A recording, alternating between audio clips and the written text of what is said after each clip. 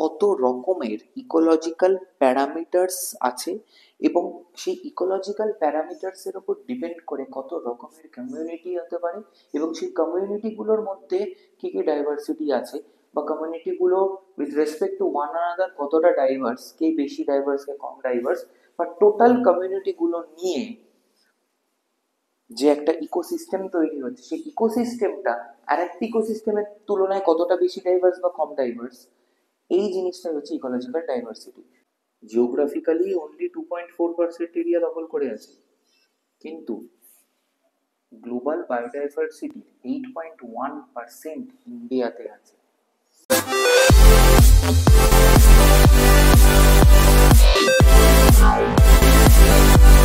Hello students, welcome to B2S একাডেমিজ। আজকে আমরা তোমাদের ক্লাস 12 এর বায়োডাইভার্সিটি অ্যান্ড ইটস কনজারভেশন চ্যাপ্টারটা নিয়ে আলোচনা করব। তো বায়োডাইভার্সিটি, যাকে আমরা বাংলায় জীব বৈচিত্র্য বলি, এই কথাটার মানে আগে আমাদের জানতে হবে। এই কথাটা কোত্থেকে এলো সেটা আমাদের জানতে হবে, আর টাইপস, থ্রেটস, ইউজফুলনেস সবটাই আমাদের জানতে হবে। তো জীব বৈচিত্র্য বা বায়োডাইভার্সিটি বলতে আমরা সেটা বুঝি যে পৃথিবীর কে আমরা বিভিন্ন জোনে ভাগ করতে পারি, ঠিক আছে? বিভিন্ন জোনে ভাগ করতে পারি। কিরকম? এটা তোমাদের আগেও বলেছিলাম, আর একবার বলি। অ্যাটমোস্ফিয়ার, যেখানে এয়ার অ্যান্ড গ্যাস আছে, অ্যাটমোস্ফিয়ার, ঠিক আছে? আর একটা কি করতে পারি আমরা, কিছুটা আমি ওভারল্যাপ রাখছি কারণ কিছু জোন আছে যেখানে ওভারল্যাপ। লিথোস্ফিয়ার, রক স্যান্ড, ঠিক আছে?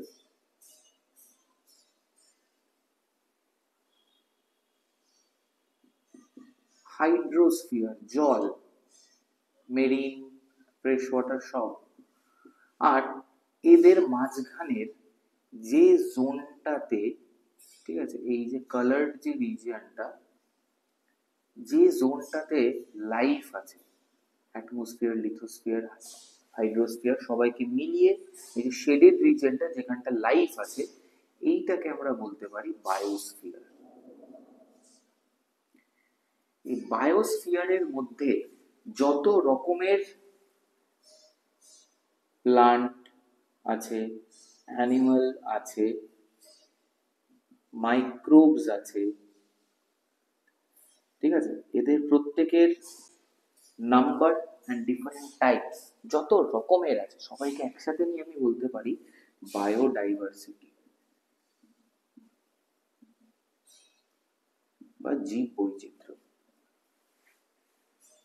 সো আই হোপ বায়োডাইভার্সিটি বলতে কি বোঝায় আমাদের কিছুটা ক্লিয়ার হলো, যত এগোবো আরো ক্লিয়ার হবে।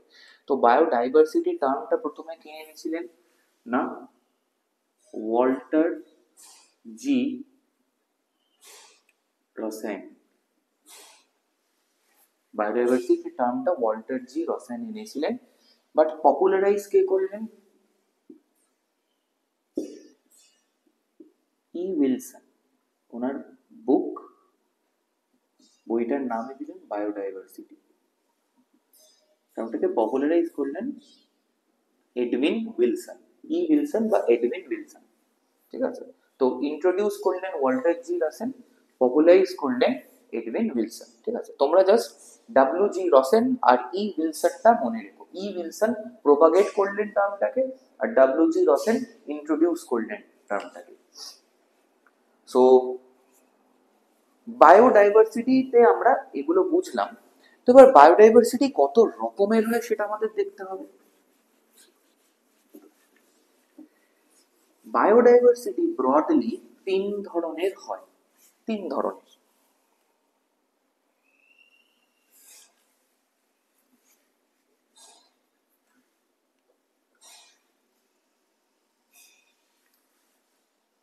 একটা হচ্ছে জেনেটিক,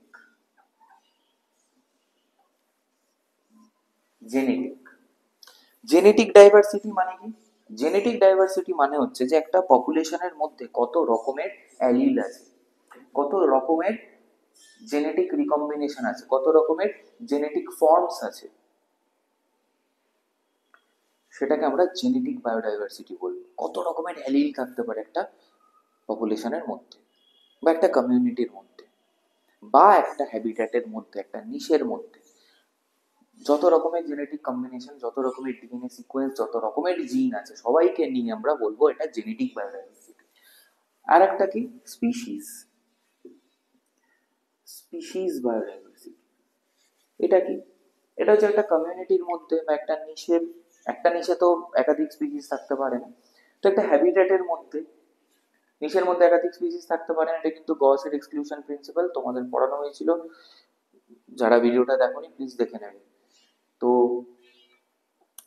একটা হ্যাবিট্যাটের মধ্যে বা একটা কমিউনিটির মধ্যে কত রকমের স্পিসিস আছে, সেটাকে আমরা স্পিসিস ডাইভার্সিটি বলবো। যেমন ধরো তোমার আহ, বাড়ির আশেপাশে ধরো একটা গ্রাসল্যান্ড আছে, তো গ্রাসল্যান্ড কমিউনিটি, সেই গ্রাসল্যান্ডের মধ্যে যেখানে যেখানে জল জমে সেখানে কিছু মাছ আছে, ফিশ আছে, বিভিন্ন রকমের ফিশ আছে, এক ধরনের ফিশ তো না, দু তিন রকমের ফিশ আছে, রেপটাইলস আছে, কিছু লিজার্ডস আছে, স্নেকস আছে, কচ্ছপ থাকতে পারে, অনেক রকমের বার্ড আছে, রাইট? অনেক রকমের বার্ড আছে। আর কি আছে? আর ম্যামলস আছে অনেক ধরনের, অ্যামফিবিয়ান্স আছে প্রচুর, তাই না? প্রচুর প্রচুর অ্যামফিবিয়ান্স আছে, প্লাস প্রচুর ধরনের মাইক্রোবস আছে, প্রচুর প্লান্টস আছে, প্লাস তোমরাও কিন্তু সেই কমিউনিটির একটা পার্ট, তোমরাও আছো, হিউম্যানসও আছো। তো টোটাল যত রকমের স্পিসিস ওই গ্রাসল্যান্ড কমিউনিটিতে আছে, ডিপেন্ড করছে গ্রাসল্যান্ড কমিউনিটিটার উপরে for their survival, sustenance, propagation, যাই বলো না কেন, সেটাকে আমরা বলবো স্পিসিস ডাইভার্সিটি।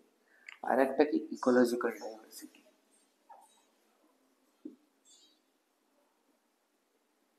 ইকোলজিক্যাল,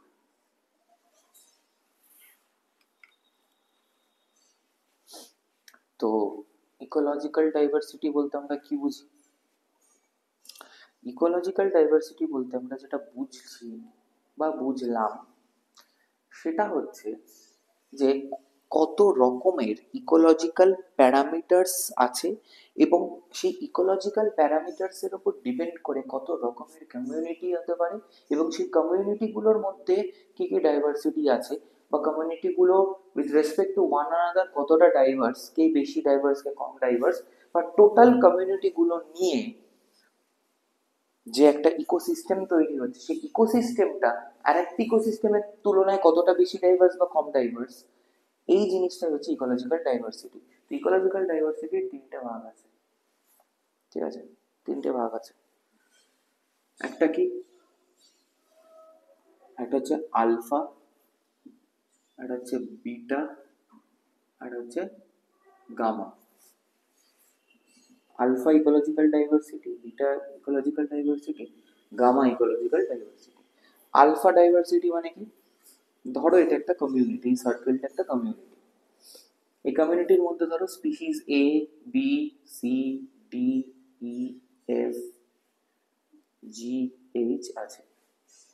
তো একটা কমিউনিটির মধ্যে যে স্পিসিস ডাইভার্সিটি আছে এটাকে বলবো আলফা ইকোলজিক্যাল ডাইভার্সিটি। একটা কমিউনিটি মানে এই কমিউনিটিটা একটা পার্টিকুলার ইকোলজিক্যাল ফ্যাক্টর দ্বারা রেস্ট্রিক্টেড।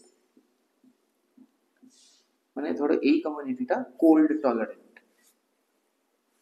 কোল্ড রিজিয়নে থাকে, তো একটা পার্টিকুলার ইকোলজিক্যাল ফ্যাক্টর কি টেম্পারেচার, তো সেই টেম্পারেচারের সাপেক্ষে এই কমিউনিটির ভেতরে যতগুলো স্পিসিস আছে সেটাকে আমরা বলবো alpha, alpha ecological diversity. Beta কি?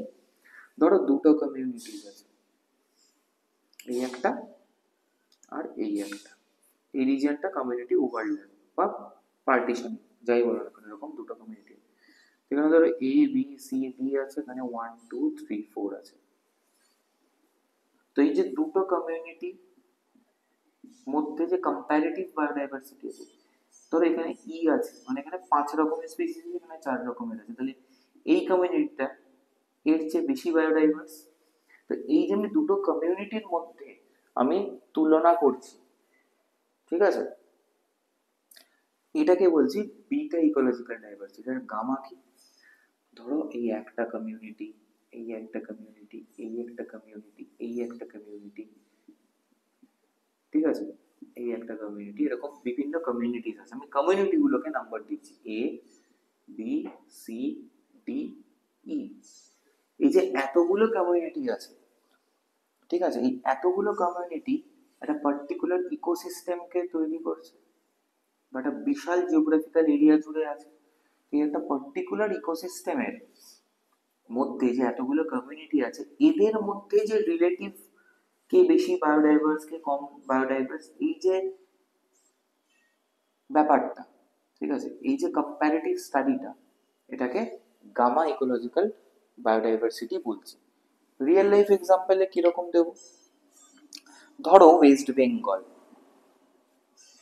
ওয়েস্ট বেঙ্গলের মধ্যে সুন্দরবন, সুন্দরবনে যত রকমের স্পিসিস আছে এবং সুন্দরবনের ওই পিকিউলিয়ার ইকোলজিক্যাল প্যারামিটার্স গুলোকে মানিয়ে নিয়ে, তাদেরকে অ্যাডপ্ট করে নিয়ে, ঠিক আছে, তাদের সাথে অ্যাডাপ্টেশন হয়ে, তাদের ওই ফ্যাক্টরগুলোর মধ্যেই ইভলভ করে যত রকমের স্পিসিস সুন্দরবনে আছে, সেটাকে আমি বলতে পারি সুন্দরবনের আলফা বায়োডাইভার্সিটি। ঠিক আছে, সুন্দরবনের বলবো না, বলবো ম্যানগ্রোভ ইকোসিস্টেমের আলফা বায়োডাইভার্সিটি। ঠিক আছে, ম্যানগ্রোভ ইকোসিস্টেমের আলফা বায়োডাইভার্সিটি। সুন্দরবন আর ভিতরকণিকা দুটোই ম্যানগ্রোভ। তো সুন্দরবন আর ভিতরকণিকা এই দুটো ডিফারেন্ট ম্যানগ্রোভ কমিউনিটির মধ্যে যখন আমি বায়োডাইভার্সিটিকে কম্পেয়ার করব, সেটা হবে beta ecological biodiversity.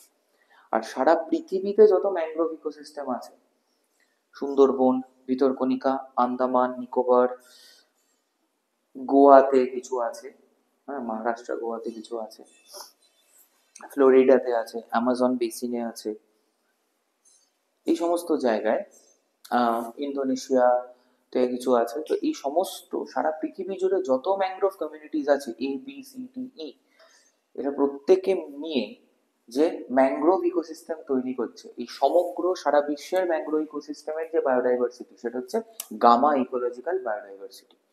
So I hope alpha beta gamma তোমাদের বুঝতে কোনো অসুবিধা হচ্ছে না। আর একটা জিনিস আছে তোমাদের এখানে আমি বলতে চাই, সেটা হচ্ছে যে স্পিসিস রিচনেস আর স্পিসিস ইভেন্টনেস। ধরো ধরো একটা কমিউনিটি আছে, এই কমিউনিটি হচ্ছে এ, আর এই কমিউনিটিটা হচ্ছে বি।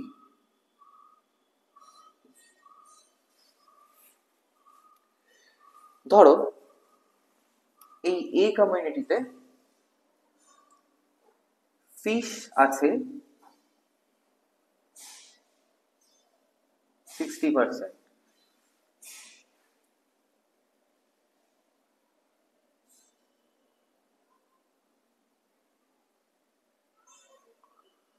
আর ধরো সে বার্ড, পাখি বার্ডস আছে ধরো 30%, আর ইনসেক্টস ধরো 10%। ধরে নাও এরকম একটা কমিউনিটি আছে। আর ধরো আর একটা কমিউনিটি আছে, এখানে ধরো ফিশ আছে 20%,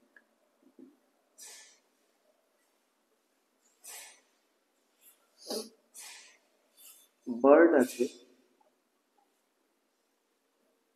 30%, যেমন ধরো ম্যামলস আছে 25%,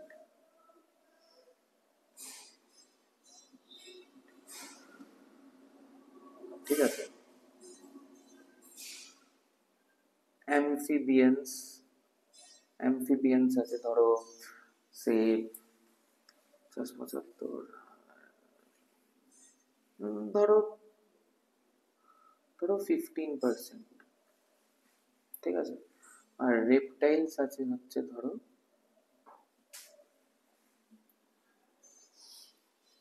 বাকি যা পড়ে রইলো রেপটাইলস আছে, ঠিক আছে। 75 আর 15 হচ্ছে 10% ধরো রেপটাইলস আছে, এরকম দুটো কমিউনিটি আছে। তো দেখো কমিউনিটি এ যখন আমরা দেখব, এই কমিউনিটিটাতে 60% ফিশ, মানে এই কমিউনিটিটার 60% শুধু মাছ, এক টাইপের মানে অ্যানিমাল আছে, ঠিক আছে। তো এইটাকে বলবো স্পিসিস, এটাকে বলবো species evenness.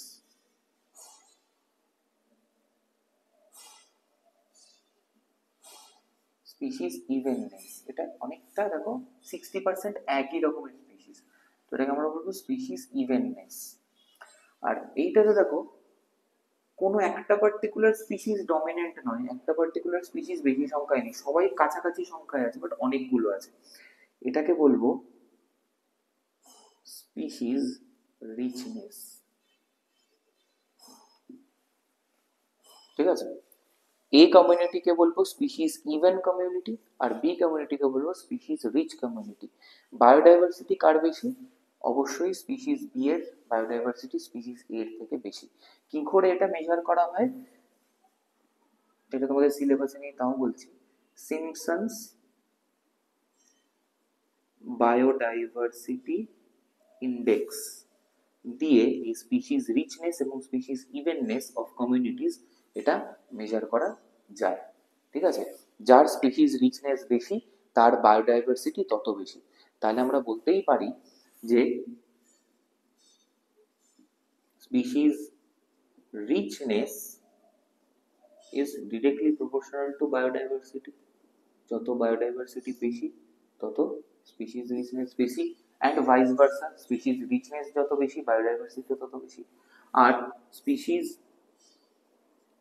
evenness is inversely proportional to biodiversity, মানে কি স্পিসিস ইভেননেস যত বেশি বায়োডাইভার্সিটি তত কম। বুঝতেই পারছো দেখো এখানে ফিশ 60%, তাহলে কমিউনিটিতে আর বাকি পড়ে রইল কত?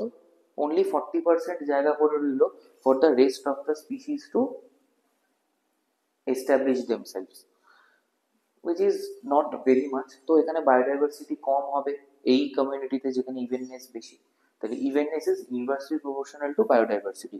বাট যে কমিউনিটিতে অনেক রকমের স্পিসিস আছে, হোক না যে এক একটা স্পিসিসে কম সংখ্যক ইন্ডিভিজুয়ালস আছে হোক না, কিন্তু গোটা কমিউনিটিতে প্রচুর স্পিসিস আছে, তাহলে সেই কমিউনিটিটার স্পিসিস রিচনেস যেহেতু বেশি, তার জীব বৈচিত্র্য বা বায়োডাইভার্সিটিও বেশি। তো এই রিলেশনশিপটা কিন্তু আমাদের মাথায় রাখতে হবে, কারণ এটা ইম্পর্টেন্ট। গ্লোবাল বায়োডাইভার্সিটির মেজার কত, এই কোশ্চেনটা তোমাদের মনে আসতেই পারে।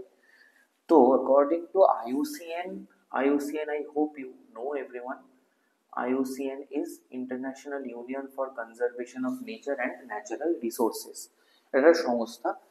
IUCN এর 2004 সালের একটা রিপোর্ট অনুযায়ী সারা পৃথিবীতে 1.5 মিলিয়ন স্পিসিস আছে। এই 1.5 মিলিয়ন স্পিসিস কিন্তু ডকুমেন্টেড। রবার্ট মে একজন সায়েন্টিস্ট, তিনি বলেছেন যে এই সংখ্যাটা 7 মিলিয়ন অব্দি যেতে পারে। পৃথিবীতে যা রিসোর্স আছে সারা পৃথিবীর সমস্ত রিসোর্স মিলিয়ে 7 মিলিয়ন প্লান্ট অ্যানিমাল মাইক্রোব স্পিসিসকে সাস্টেইন করতে পারে, ফাঙ্গাস আরো যা সমস্ত স্পিসিস আছে, ঠিক আছে। তো এবার এর মধ্যে কিছু ভাগ আছে, কিরকম ভাগ আছে, ধরো ইনভার্টিব্রেটস,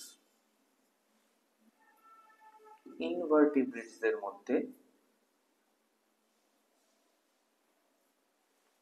জেনারেলি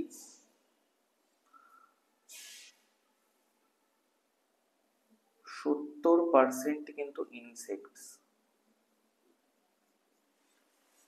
70% ইনসেক্টস, আর্থ্রোপোডও না, ইনসেক্ট। মানে every 10 animal species you see around you, 7 আর ইনসেক্টস। ভাবো, আর্থ্রোপোডও নয়। আর মানে বাকি তুমি millipede, centipede, spiders, scorpions, crabs, prawns বাদ দাও, শুধু ইনসেক্টই হচ্ছে 70%। এবার ভার্টিব্রেটসদের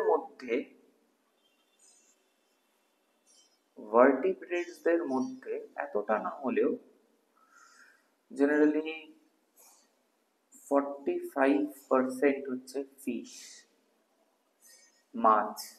ভার্টিব্রেটদের মধ্যে অফ অল ভার্টিব্রেটস 45% রাফলি হচ্ছে ফিশ। প্লান্টসদের মধ্যে কি?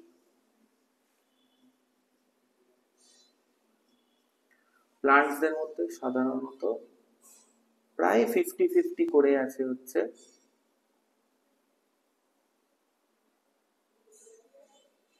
ফানজাই। ফানজাইকে কিন্তু প্লান্টসদের মধ্যে এখন ধরা হয়, ফানজাই আর অ্যাঞ্জিওস্পার্মস।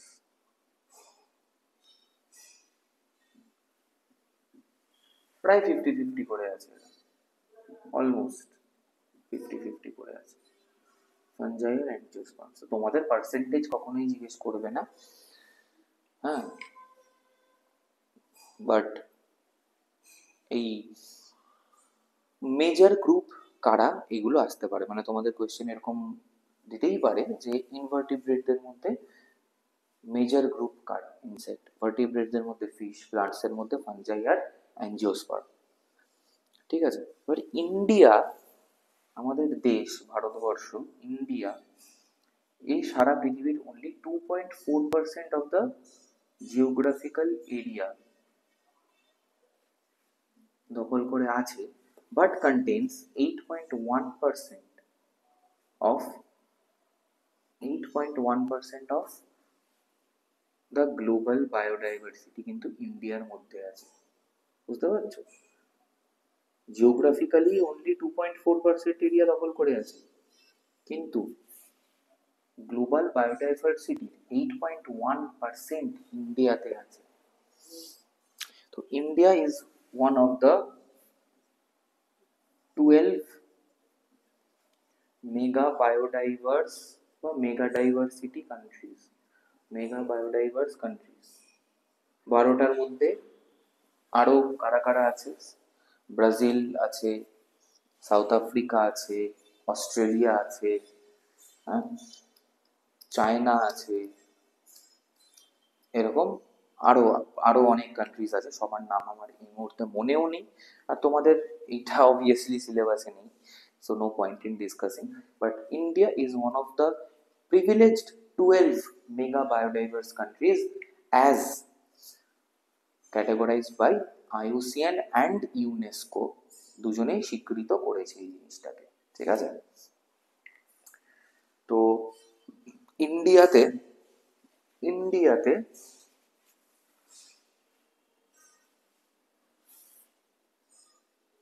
সাধারণত 45,000 ডকুমেন্টেড প্লান্ট স্পিসিস আছে, আর অলমোস্ট 1 লাখ অ্যানিমাল স্পিসিস আছে। ওল্ড ভার্সনে ওই 90,000-এর ওপরে বলা হতো, মোর দ্যান 90,000, বাট জেনারেলি 2012 পর যে রিপোর্ট এসছে, আর্থ সামিট হয়েছিল রিও ডি জেনেইরোতে, আর্থ সামিট হয়েছিল, দুটো আর্থ সামিট হয়েছে, আমি পরে এটা বলতাম, বাট কথার প্রসঙ্গে বলে রাখি, এই যে বায়োডাইভার্সিটিকে মেনটেন করা কিভাবে উচিত, কনজার্ভ করা কিভাবে উচিত, কেন উচিত, কোন স্পিসিসকে আগে কনজার্ভ করতে হবে, কাকে পরে করতে হবে, কাকে না করলেও চলে, কাকে যাদের আগে করতে হবে কিভাবে করতে হবে, ঠিক আছে, এবং তাদের কনজার্ভ করতে গিয়ে যেন মানুষের লাইভলিহুডের ওপর কোনো এফেক্ট না পড়ে, মানুষের দৈনন্দিন জীবন যাতে ব্যাহত না হয় সেগুলোও দেখতে হয়। তো এই সমস্ত আলো প্লাস কি সাইটস আছে, ঠিক আছে, convention on the international trade of endangered and exotic plants and animal species, যে সমস্ত উদ্ভিদ এবং প্রাণী আছে যারা খুবই বিপন্ন বা খুবই রেয়ার, তাদের যে খোলা মার্কেটে কেনা বেচার যে ব্যাপারটা আছে, সেগুলোর ওপরে রুলস রেগুলেশন বানানো, এই সমস্ত নিয়ে একটা কনফারেন্স হয় যাকে আর্ট সামিট বলা হয়। সেটা 1992 সালে প্রথম হয়েছিল ব্রাজিলের বিখ্যাত রিও ডি জেনেইরো শহরে। ব্রাজিলে কেন করা? কারণ ব্রাজিলের মধ্যে অ্যামাজন রেন ফরেস্টের মেজর পোর্শনটা আছে। তো সেই কারণেই করা, কারণ অ্যামাজনকে প্রোটেক্ট করা তৎকালীন সায়েন্টিস্টদের মনে হয়েছিল সব থেকে বেশি ইম্পর্টেন্ট, কারণ Amazon rain forest is the lungs of our planet, আমাদের পৃথিবীর ফুসফুস বলা হয়। সে গোটা পৃথিবীর ক্লাইমেটকে কিন্তু রেগুলেট করে, কন্ট্রোল করে, ঠিক আছে? তাদের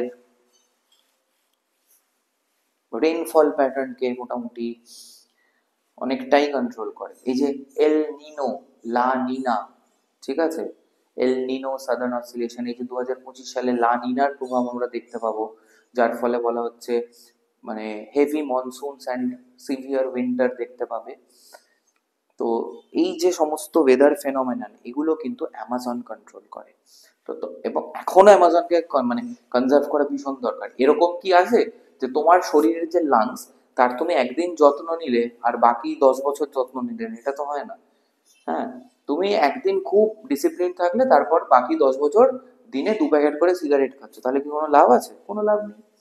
ঠিক তেমনই একটা জঙ্গলকে তুমি একদিন খুব মানে politician, film star, Ronaldo, Messi, ঠিক আছে, লিওনার্ডো ডিক্যাপ্রিও, সবাইকে এনে খুব ধুমধাম করে প্রচার প্রচার করালে হয়ে গেল 10 দিন পর থেকে যেমন চলছিল শিকার, গাছ কাটা, চাষ করা, আগুন পোড়া, আগুন জ্বালানো, সব চলছে, লাভ নেই। তো এই সামিট গুলো পার্টিকুলার কিছু বছরের গ্যাপে গ্যাপে করা হয়, যেমন 1992 সালে প্রথম করা হয়েছিল। তারপরে দেখা গেল যে প্রায় সব প্রচেষ্টাই বৃথা চলে গেছে, মানুষের কিছু কোনোতেই টনক নড়েনি। তখন 2012 সালে আবার করা হলো এই আর্থ সামিট শুধু, এবং এই আর্থ সামিট আবার রিও ডি জেনেরিওতেই করা হয়েছিল অ্যামাজনকে মাথায় রেখে। এবং সেখানে এই 12 মেগা বায়োডাইভার্স যে কান্ট্রিজ গুলো আছে, যার মধ্যে ইন্ডিয়াও আছে, তাদের প্রতিনিধিদের ডাকা হয়েছিল, রিপ্রেজেন্টেটিভসদের। এবং তারা গিয়ে যে রিপোর্ট সাবমিট করেছিল আমাদের ইন্ডিয়ার তরফ থেকে, MOEFCC, ministry of environment and forest, ঠিক আছে। তো এই ministry of environment and forest তৎকালীন রিপোর্টে বলেছিল যে 45,000 ডকুমেন্টেড প্লান্ট স্পিসিস আছে, যেটা IUCN এর গ্রিন ডেটা বুকে আছে। প্লান্টের যে স্পিসিসের যে তালিকা, তাকে গ্রিন ডেটা বুক বলা হয়। আর রেড ডেটা বুক, যেটা অ্যানিমাল স্পিসিস তালিকা, তাতে বলা হয়েছিল ইন্ডিয়াতে 1 লাখের কিছু বেশি প্রাণী আছে, প্রাণীর প্রজাতি আছে, প্রাণী না, প্রাণীর প্রজাতি আছে, 1 লাখের কিছু বেশি অ্যানিমাল স্পিসিস আছে। বুঝতেই পারছো সাংঘাতিক ব্যাপার, এবং আমরা সাংঘাতিক ভাবে সেগুলোকে ধ্বংস করছি। তো এবার বায়োডাইভার্সিটি কিছু ফ্যাক্টরস আছে যার উপরে ডিপেন্ড করে। প্রথম ফ্যাক্টরটা কি? প্রথম ফ্যাক্টর হচ্ছে, দেখো, ল্যাটিটিউড। অবশ্যই একটা জিনিস তোমরা সবাই লক্ষ্য করেছো যে ট্রপিক্যাল এবং সাবট্রপিক্যাল রিজিয়নে কিন্তু বায়োডাইভার্সিটি বেশি। দেখো, একটা কথাই আছে ইংরেজিতে, ট্রপিক্যাল প্যারাডাইস, ঠিক আছে, নিরক্ষীয় স্বর্গ। কেন? কারণ এখানে সব থেকে বেশি উদ্ভিদের প্রজাতি, সব থেকে বেশি প্রাণীর প্রজাতি আছে। তোমরাও যদি চোখ বন্ধ করে তোমাদের যদি আমি বলি যে close your eyes and imagine forest, তোমরা কিন্তু কেউ মরুভূমি, মানে কেউ না, কেউ করতেই পারো, বাট তোমাদের মধ্যে 70 থেকে 80% কিন্তু একটা ঘন সবুজ অরণ্যকেই তোমরা কল্পনা করবে, যার ভেতরে বিভিন্ন পাখি ডাকছে, বিভিন্ন কালারফুল পোকামাকড় ঘুরছে, পাখি উড়ছে, হরিণ ছুটে যাচ্ছে, কোথাও একটা ঝোপে একটা বাঘ ডেকে উঠলো, একটা হাতি যাচ্ছে, স্বাভাবিক। হ্যাঁ, তোমরা বলতে পারো যে তোমরা এই অঞ্চলে বড় হয়েছো বলে এরকম ইমাজিন করবে। গ্লোবালি আমি যদি ছোট ছেলে মেয়েদের বা ইন জেনারেল পপুলেশনকে যদি চোখ বন্ধ করে বলি টু ইমাজিন আ ফরেস্ট, তারা কিন্তু হয় এরকম একটা ফরেস্ট, ওই জঙ্গল বুক রুডিয়ার্ড কিপলিং লিখেছিলেন সেরকম একটা জঙ্গলকে আপনি মানে ইমাজিন করবেন, আর নয়তো ওই সারাদিন অ্যানিমাল প্ল্যানেটে দেখবে আফ্রিকা দেখানো হয়, ওই আফ্রিকা ইমাজিন করবে। কিন্তু আমার নয় অ্যামাজন রেন ফরেস্টে বিশাল দেখবে ওই একজন বিখ্যাত কি বলি মানে চলচ্চিত্র অভিনেতা। তিনি এবার এই অ্যামাজনের ওপর একটি বিখ্যাত বা কুখ্যাত বাংলা সিনেমা করেছিলেন। তো সেই সমস্ত কিছু লোকজন চোখ বন্ধ করে দেখবে। কিন্তু আমার প্রসঙ্গ সেটা নয়, আমার বলার বক্তব্য হচ্ছে প্রত্যেকেই কিন্তু ট্রপিক্যাল এবং সাবট্রপিক্যাল রিজিয়নকে কল্পনা করবে। কেন? কারণ এখানে বায়োডাইভার্সিটি সব থেকে বেশি। Latitude plays a very important part. 0 degree latitude থেকে 30 degree, both north and south, যদিও এভাবে লিখবে না, আমি বোঝানোর জন্য বলছি। 0 থেকে 30 ডিগ্রির মধ্যে হচ্ছে ট্রপিক্যাল রিজিয়ন। তো এই রিজিয়নের মধ্যে বায়োডাইভার্সিটি সব থেকে বেশি। তার কারণ, প্রথম কথা হচ্ছে দেখো, পোলার রিজিয়নে প্লিস্টোসিন ইপক বা বায়োজিওগ্রাফিক্যাল টাইম পিরিয়ড তোমরা কলেজে উঠে পড়বে, যারা অ্যানথ্রোপোলজি নেবে ভবিষ্যৎকালে বা জুওলজি বা বটানি নেবে, তারা পড়বে। কিছু আমাদের এই যে পৃথিবীর এত বছর ধরে, এত বছর ধরে যে 4.5 মিলিয়ন ইয়ার্স অগো ধরে যে পৃথিবীটা আছে, টিকে ফিকে আছে আর কি। হ্যাঁ, এই 4.2 সেখান থেকে এই যে ধরো আজ থেকে 1.5, এই সরি 4.5 বিলিয়ন ইয়ার্স আগো ধরে যে পৃথিবী আছে, এবং সেখান থেকে যে 1.5 বিলিয়ন ইয়ার্স আগো থেকে ইউক্যারিওটিক সেল এসেছিল, 3 বিলিয়ন ইয়ার আগো থেকে প্রোক্যারিওটিক সেল এসেছিল। ঠিক আছে, 3.5 বিলিয়ন ইয়ার্স আগো আগে প্লান্ট মানে প্রাণের প্রথম লক্ষণ দেখা গেছিল। তো এই যে এত গল্প গাছা হলো পৃথিবীকে নিয়ে, তো মোটামুটি ধরো 1.5 বিলিয়ন থেকে এই আজকের দিন অবধি যত প্রজাতি এসছে ইউক্যারিওটিক সেল থেকেই ধরছি আমরা। প্রোক্যারিওটদের তো অবশ্যই ধরতে গেলে 3 বিলিয়ন ইয়ার আগো থেকে ধরতে হবে। সেই 3 বিলিয়ন ইয়ার আগো থেকে আজকের তারিখ অবধি, হ্যাঁ, এই যে সময়কালটাকে, এটাকে বিভিন্ন পর্যায়ে ভাগ করা হয়েছে, যাকে আমরা জিওলজিক্যাল টাইম স্কেল বলি। তো সেই পর্যায়ের মধ্যে একটা পর্যায় হচ্ছে প্লিস্টোসিন। সেই প্লিস্টোসিন পর্যায়ে আইস এজ হয়েছিল। আইস এজ বলতেই তোমাদের একটা বিখ্যাত সিনেমার কথা মনে পড়ে হয়তো। কিন্তু আইস এজ কি, যে আইস এজ মানে নর্থ পোল আর সাউথ পোলে যে গ্লেশিয়ার গুলো আছে সেগুলো এক্সটেন্ড করে গেছিল, অনেকটা ইকুয়েটারের দিকে এগোতে শুরু করেছিল। ঠিক আছে, তার কারণ কি, গ্লোবাল টেম্পারেচার হঠাৎ করে ফল করে গেছিল, অনেক কারণে, সেসবে আমি যাচ্ছি না। কিন্তু তাতে কি হয়েছিল, তাতে টেম্পারেট রিজিয়ন, পোলার রিজিয়নে প্রচুর স্পিসিস এক্সটিংক্ট হয়ে যায়। কিন্তু ট্রপিক্যাল রিজিয়নে কিন্তু তার কোনো প্রভাব পড়েনি, বা সেই অর্থে কোনো প্রভাব পড়েনি। যেটুকু প্রভাব পড়েছিল, প্রাণী এবং উদ্ভিদরা তার সাথে মানিয়ে গুছিয়ে নিয়েছিল, অ্যাডাপ্ট করে নিয়েছিল। তাই ট্রপিক্যাল রিজিয়নে খুব একটা মাস এক্সটিংশনের প্রভাব দেখা যায়নি। তো এই রিজিয়নটা বাকি পৃথিবীর তুলনায় অনেক প্রাচীন। ঠিক আছে, বলা হয় ট্রপিক্সেই প্রথম আর কি ল্যান্ড ডুয়েলিং ক্রিচার্স এসেছিল। তো অপেক্ষাকৃত প্রাচীন বাকি অঞ্চলের তুলনায়, অপেক্ষাকৃত স্টেবল, আনচেঞ্জড ছিল, যেটা বললাম যে সমস্ত গ্লেসিয়েশন বা এক্সটিংশন ইভেন্টে খুব একটা তারতম্য দেখা যায়নি। আর কি, relatively stable climate throughout the year, সারা বছর ইকুয়াল ডে লেন্থ থাকে। মোটামুটি সারা বছর 10 থেকে 12 ঘন্টা সূর্যালোক ইকুইটোরিয়াল এবং সাব ইকুইটোরিয়াল রিজিয়নে থাকে, ট্রপিক্স এবং সাবট্রপিক্স আমরা যাকে বলি। তো হিউজ ফটো পিরিয়ড, তার জন্য প্রচুর প্লান্ট গ্রোথ হয়, লং ডে প্লান্টস এখানে বেশি পাওয়া যায়। আর কি আছে, আর সানলাইটের জন্য ফটোসিনথেসিসের রেট বেশি, ইন্টেন্সিটি অফ সানলাইট ইকুয়েটোরিয়াল রিজিয়নে সব থেকে বেশি, তাই রেট অফ ফটোসিনথেসিস সব থেকে বেশি এখানে।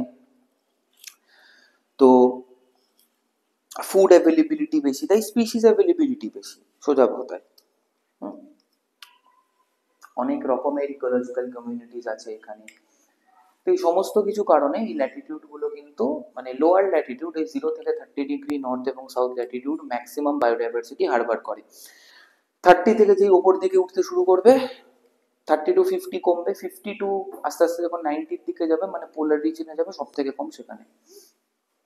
ঠিক আছে, তো sunlight all year round, large photo period, মানে long photo period, sorry large না, long photo period, high rate of photosynthesis, relatively stable climate all year round, এই সমস্ত কারণে, হাই অ্যাভেলেবিলিটি অফ ফুড, এই কারণে ইকুয়েটোরিয়াল রিজিয়নে কিন্তু বায়োডাইভার্সিটি পোলার রিজিয়নের থেকে বেশি। আর একটা কি, আর একটা হচ্ছে হামবোল্ট। হামবোল্ট একটা গ্রাফ করেছিলেন, এরিয়ার উপর ডিপেন্ড করে কতটা এরিয়া আছে। আলেকজান্ডার ভন হামবোল্ট, এই ভদ্রলোক একটা গ্রাফ করেছিলেন। এখানে কি করেছিলেন, স্পিসিস ডাইভার্সিটি, আর এদিকে করেছিলেন এরিয়া।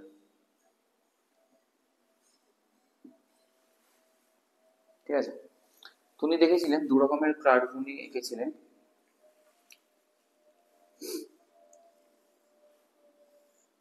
দু রকমের কার্ভ প্লট করা যাচ্ছে। ঠিক আছে, এটা হচ্ছে লগারিদমিক কার্ভ, এটা হচ্ছে এক্সপোনেনশিয়াল কার্ভ। এস হচ্ছে C A to the power Z, আর এখানে হচ্ছে log S equal to log C plus Z log A. এটা মনে রাখবে। এস মানে হচ্ছে স্পিসিস ডাইভার্সিটি। ঠিক আছে, এ হচ্ছে বাবা এরিয়া।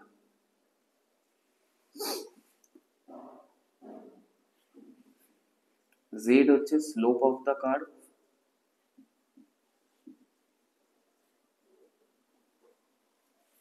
আর সি হচ্ছে ওয়াই ইন্টারসেক্ট। এগুলো ম্যাথমেটিক্যাল টার্ম, আমি এক্সপ্লেন করছি না। ওয়াই ইন্টারসেক্ট, আমার কাজ হচ্ছে এই দুটো নিয়ে। ঠিক আছে, এই জেড হচ্ছে স্লোপ অফ দ্য কার্ভ আর সি হচ্ছে ওয়াই ইন্টারসেক্ট। এটা তোমাদের আপাতত দরকার নেই বোঝার, ম্যাথমেটিক্যাল ফাংশনস। তো দেখো দু রকমের কার্ভ উনি আঁকলেন। চলো এটা একটু এক্সটেন্ড করে দিই। ফার্স্টে দেখো এই যে এক্সপোনেনশিয়াল যে ইকুয়েশনটা আছে, s ইকুয়াল টু মানে species richness equal to y intercept into area two the power slope of the curve. এই সিটা একটা কনস্ট্যান্ট ভ্যালু। ঠিক আছে, তো এটাকে তুমি বলতেই পারো যে এরিয়ার যত বাড়বে তত স্পিসিস ডাইভার্সিটি বাড়বে। স্বাভাবিক, যত বড় এরিয়া তত বেশি রিসোর্স, যত বেশি রিসোর্স তত বেশি স্পিসিস সেই জায়গাটাতে সাস্টেন করতে পারবে, বেঁচে থাকতে পারবে, সংখ্যা বৃদ্ধি করতে পারবে নিজেদের। বাট এখানে দেখো একটা কার্ভ পাচ্ছি আমরা, তাই না? একটা প্যারাবোলিক কার্ভ পাচ্ছি, কিছুটা স্টেবল হয়ে যাচ্ছে এরিয়ার সাথে। তার কারণ হচ্ছে যে ওই যে একটা এরিয়া যত বড় হোক তার মানে কি কি বলি, একটা এরিয়া যত বড় হোক না কেন সেই জায়গার রিসোর্সটা তো কনস্ট্যান্ট, তাই না? রিসোর্সটা তো কনস্ট্যান্ট, একটা লিমিটের পর তো সেই এরিয়ার রিসোর্স বাড়বে না যাই হোক না কেন। তো রিসোর্সটা যখন তার ক্যারিং ক্যাপাসিটির কাছাকাছি চলে আসবে তখন কি হবে, স্পিসিস ডাইভার্সিটি আর বাড়বে না, মেনটেন হবে, স্টেবল হয়ে যাবে। লগারিদমিক স্কেলে কি হচ্ছে, log C plus Z log A. এটার মানেও হচ্ছে দেখো স্ট্রেট লাইন পাচ্ছে, মানে কি এরিয়া যত বাড়বে ডাইভার্সিটি তত বাড়বে। ডিরেক্টলি প্রপোর্শনাল রিলেশনশিপটা বলানোর জন্যই এই আলেকজান্ডার বন হামবোল্টের এই বিখ্যাত ইকুয়েশন দুটো। ঠিক আছে, মানে স্পিসিস ডাইভার্সিটি তত বেশি যেখানে এরিয়া যত বেশি, লার্জার দ্য এরিয়া বা greater the area available to species to exploit the resources, greater will be the species biodiversity, as greater area implies large number of resources. এই তো, তো এই একটা ব্যাপার গেল। এই দুটো হচ্ছে মেন, ল্যাটিটিউড অ্যান্ড এরিয়া। ঠিক আছে, এই দুটো হচ্ছে মেন ফ্যাক্টর।